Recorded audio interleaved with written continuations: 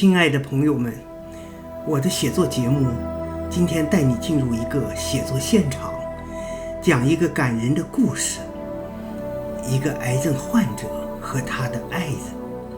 这是根据我的生活的经历和故事改编的小说，让我们一起进入故事和分享感动。在这个不大的城市里，布朗和琳达已经牵手很多年了。他们没有结婚，但一直生活在一起，现在已经退休了。晚饭后，他们牵手出门散步，夕阳倒映着影子，远远地走来。小杂货店的阿晴透过窗子看见他们，如同每天的等待。进了这个小店是他们每天的一件事儿，就像每天要去工作一样。布朗买一包烟，他说这是他教书的粉笔，离不开。琳达买张彩票，他说为了他们将来世界旅游准备储蓄。他们每天都这样。布朗已经吸烟多年了，前些日子检查出患了癌症，在大家的建议下，他10度减少了吸烟的数量，每天1包，改成3、4天1包。不过习惯了去小店买一张彩票，和阿晴打个招呼，他们是好朋友。阿晴对丈夫吸烟非常不满，狠狠地骂过他。她说眼前就是最好的例子，绝对不允许再吸烟了。为这事儿先是吵架，后来丈夫戒不了，偷偷的吸。阿晴有时当着他们的面又指责自己的丈夫，说他没出息也没用。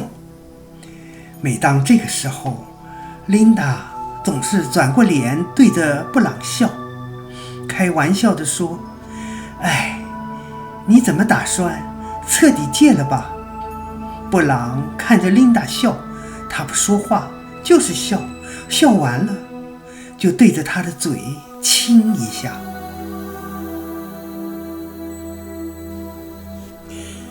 布朗并没有戒掉烟，他们买了好几年的彩票，也从来没有中过什么大奖。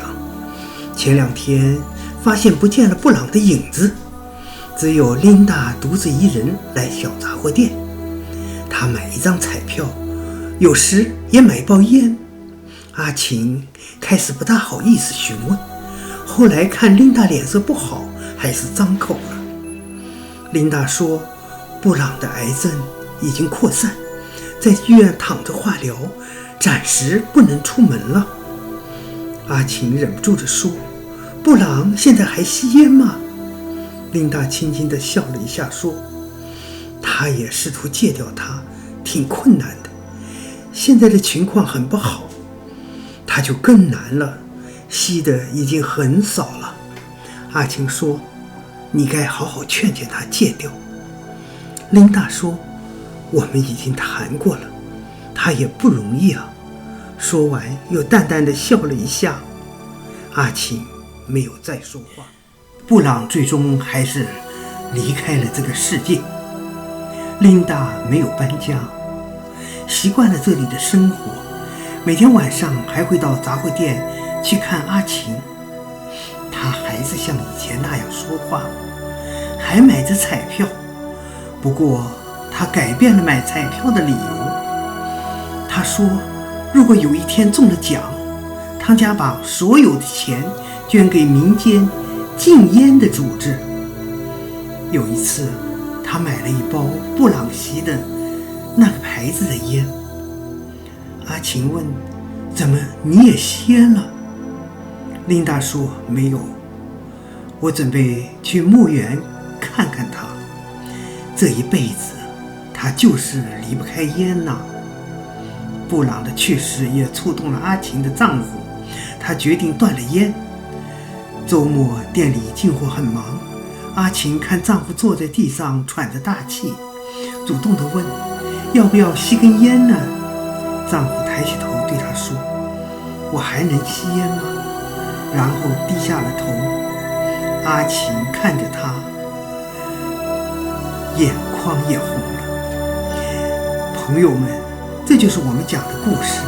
面对身患癌症的男人，琳达给了他最大的理解和爱，人性满满。